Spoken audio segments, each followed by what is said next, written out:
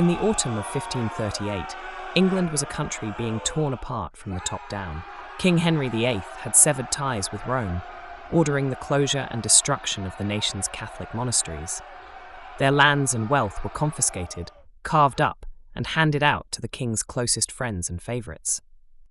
One of those favourites was a powerful nobleman named Sir Anthony Browne. As a reward for his loyalty, Henry gifted Sir Anthony a magnificent property, Battle Abbey in East Sussex. It was a sacred place, home to monks who had lived there peacefully for centuries. But now they were being forced out into the cold so a wealthy lord could turn their monastery into a grand private estate. To celebrate his new acquisition, Sir Anthony held a massive, lavish feast in the Abbey's Great Hall. The room was filled with laughter, music, and the clinking of heavy silver chalices. But according to local records, the celebration was suddenly cut short. A lone figure walked straight into the hall. It was one of the displaced monks. He didn't shout, and he didn't offer violence. Instead, he walked directly up to the head table, looked Sir Anthony Browne dead in the eye, and delivered a calm, chilling prophecy. He declared that because the family had built their wealth on sacred, stolen ground, a curse would follow their bloodline. He said, "By fire and water your line shall come to an end." Then, the monk turned and vanished into the night.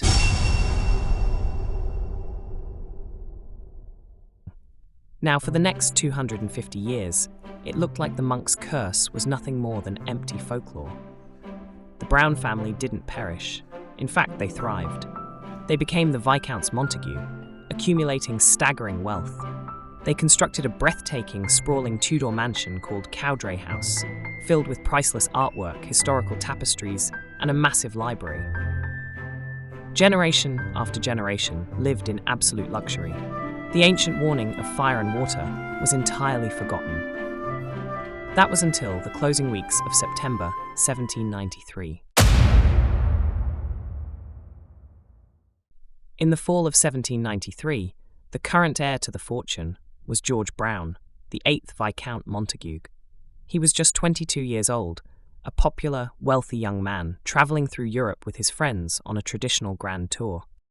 Back home in England, Cowdray House was empty of family, bustling instead with carpenters and painters who were remodelling the grand mansion to make it look even more spectacular for the young lord's return. The stage was set, and the two elements of the curse, fire and water, were about to strike with terrifying, simultaneous precision.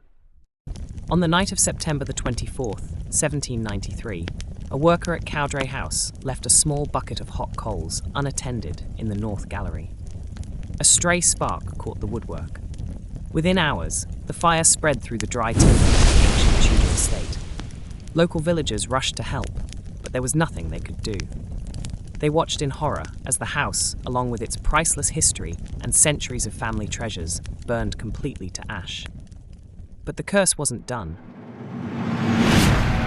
At that exact same time, thousands of miles away in Switzerland, the young George Browne was standing on the banks of the Rhine River.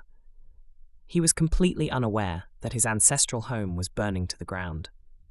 George was an adventurous young man, and despite the frantic warnings of local Swiss guides, he decided he wanted to ride a small, fragile boat through the notoriously violent, raging rapids of Laufenburg.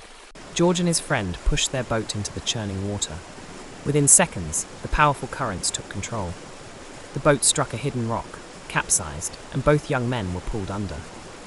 George Browne drowned in the freezing, turbulent waters. 250 years after the monk's warning, fire and water had struck the family at the exact same hour. With no direct heirs left, the title desperately passed to a distant cousin named Mark Browne. Mark was a quiet, elderly man who actually lived out his days as a monk, an ironic twist of history. He had no sons, only 2 daughters.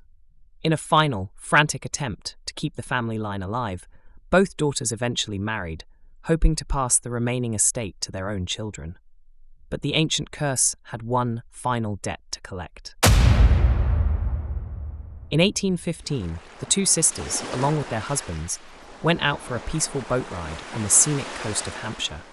A sudden violent summer storm caught them off guard. The boat flipped in the rough sea, and both of the sisters' husbands drowned on the exact same day. With their deaths, the bloodline was permanently severed. The title of Viscount Montague became completely extinct.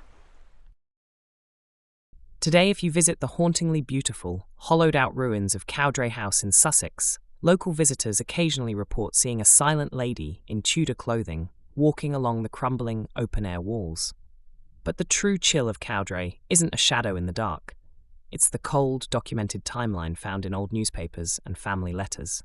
It brings a much more unsettling reality, that sometimes the old stories are exactly as accurate as they were warned to be. And with that thought, I thank you for watching. Good night.